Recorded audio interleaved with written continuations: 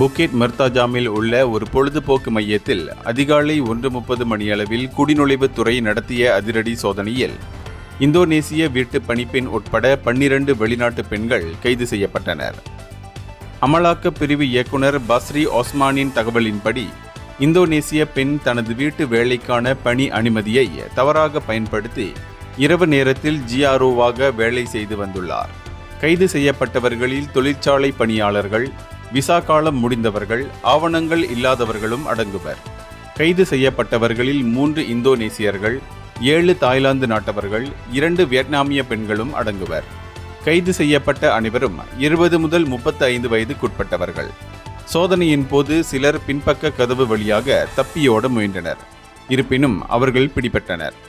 முதற்கட்ட விசாரணையில் அவர்கள் சுமார் 6 மாதங்களாக அங்கு வேலை செய்து வருவதும் 1 மணி நேரத்திற்கு 150 ரிங்கிட் முதல் 250 ரிங்கிட் வரை சம்பாதிப்பதும் தெரியவந்துள்ளது.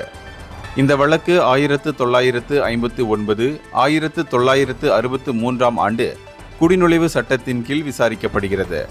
கைது செய்யப்பட்ட அனைவரும் சிபராங் ஜெயா குடிநுழைவு அலுவலகத்திற்கு அழைத்துச் செல்லப்பட்டு பின்னர் ஜாவி தடுப்பு காவல் கிடங்கிற்கு அனுப்பப்படுவார்கள்.